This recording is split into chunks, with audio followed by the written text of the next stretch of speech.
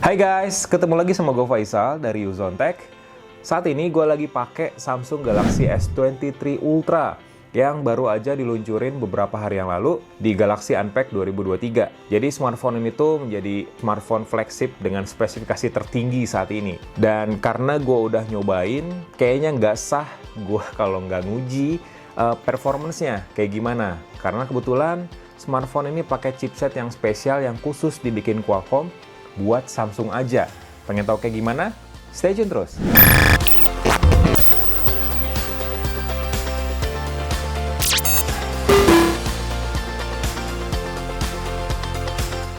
So, jadi Samsung Galaxy S23 Ultra yang gue pakai sekarang ini variannya warna green dan RAM-nya itu 12 GB serta storage-nya 256 GB. Berarti ini yang base version-nya, bukan yang paling tingginya, karena yang paling tingginya itu punya memori internal sekitar 1 terabyte.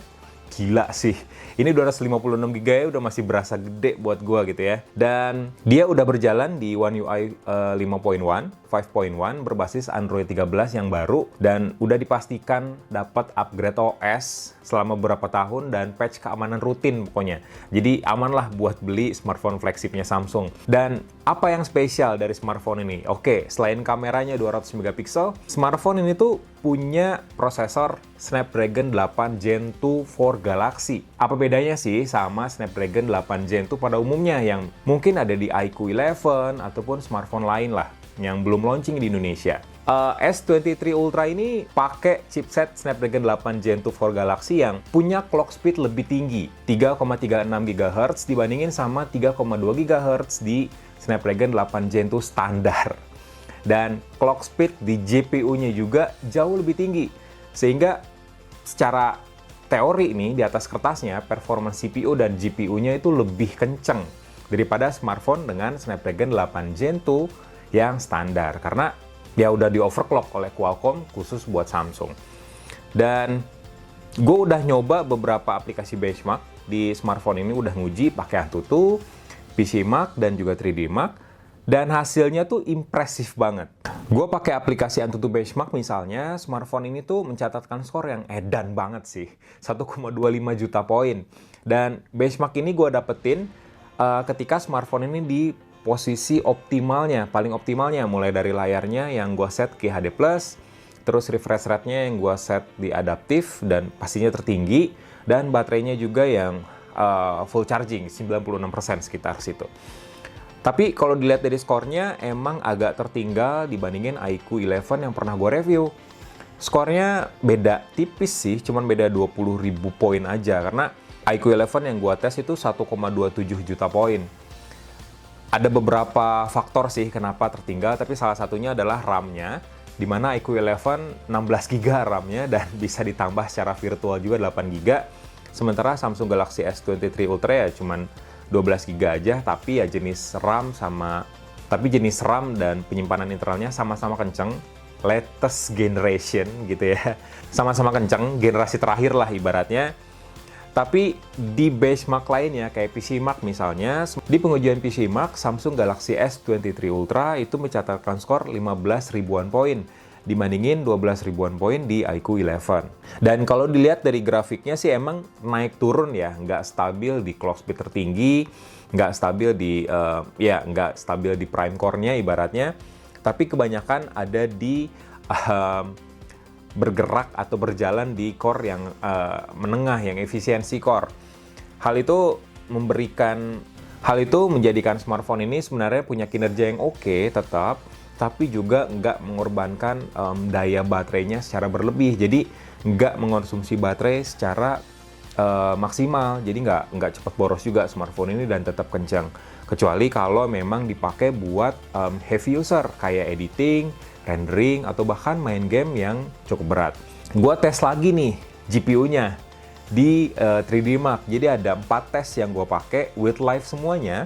With live extreme stress test, terus extreme test juga skornya udah gila sih. Jadi with live itu yang menengahnya, max out alias skornya udah nggak ngotak gitu ya.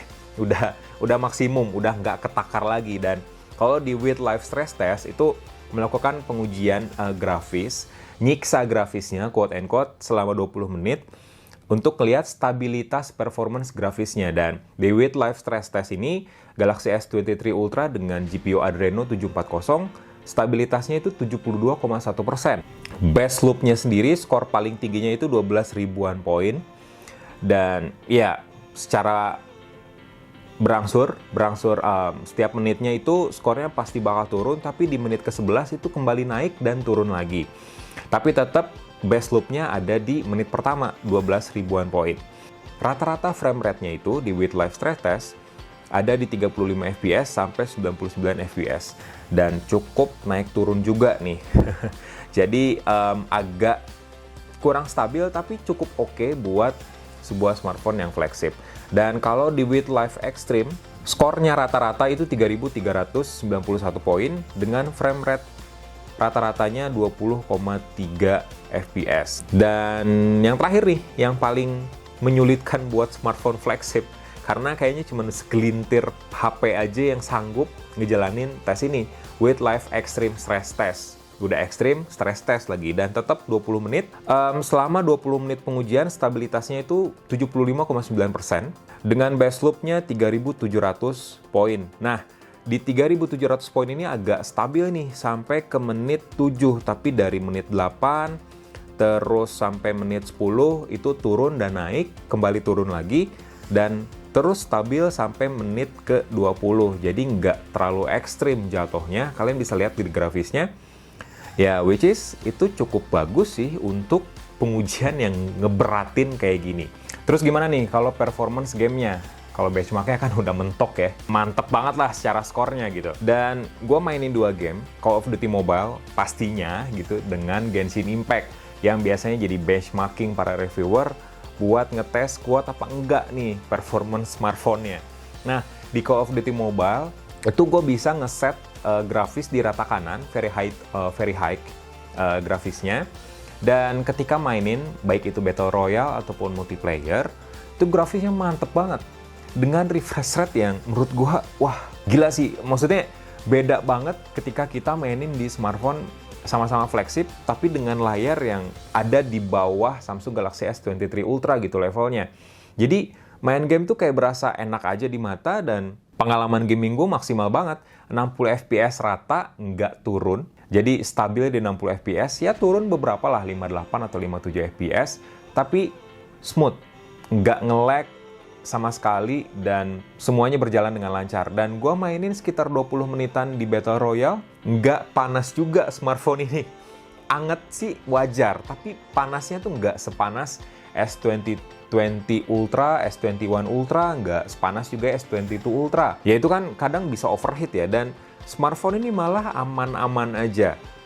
Ada rasa anget tapi nggak panas banget. Padahal frame-nya udah aluminium, bodi belakangnya udah kaca, jadi kayak harusnya sih panas gitu ya, dan ini enak-enak aja gitu buat digenggam. Jadi gue nggak pakai casing sama sekali. Terus di Genshin Impact ini lebih gila lagi, grafisnya bisa di set di highest, yang paling atasnya. Padahal Genshin Impact tuh udah terkenal game yang berat banget sih di Android, dan lancar abis di Samsung Galaxy S23 Ultra. 60 fps gue dapetin di grafis rata kanan, dan sama sekitar 10-15 menit gue main, nggak kerasa panas yang berlebih di smartphone ini. Kenapa bisa gitu? Karena sistem pendingin di Samsung Galaxy S23 Ultra ini udah di-upgrade sama Samsung. Jadi area vapor chamber-nya itu udah diperluas, makanya lebih maksimal buat ngedinginin atau ngejinakin ya, bisa dibilang Snapdragon 8 Gen 2 for Galaxy, biar nggak galak-galak banget, biar nggak overheat kayak generasi sebelumnya. Karena kan generasi sebelumnya itu banyak dicibir di Snapdragon 8 Gen 1 ya, maksudnya banyak dicibir kalau smartphone itu gampang overheat. Karena ya memang Snapdragon 8 Gen 1 sendiri itu dibikin sama Samsung Foundry, sementara Snapdragon 8 Gen 2 dibikin sama TSMC, meskipun arsitekturnya sama nih, 4 nanometer. Nah, itu aja sih review benchmark performance smartphone ini, sama sedikit review gaming di Samsung Galaxy S23 Ultra. Sejauh ini gue impress banget sama performance Samsung Galaxy S23 Ultra, di samping kameranya yang emang gokil abis. Ya, gitu aja reviewnya, ulasan gue. Thank you buat kalian yang udah nonton, subscribe terus channel Lizontek, kasih like, share, jangan lupa komen juga, dan Nyalain loncengnya biar tahu update terkini dari Yuzon Tech. Bye!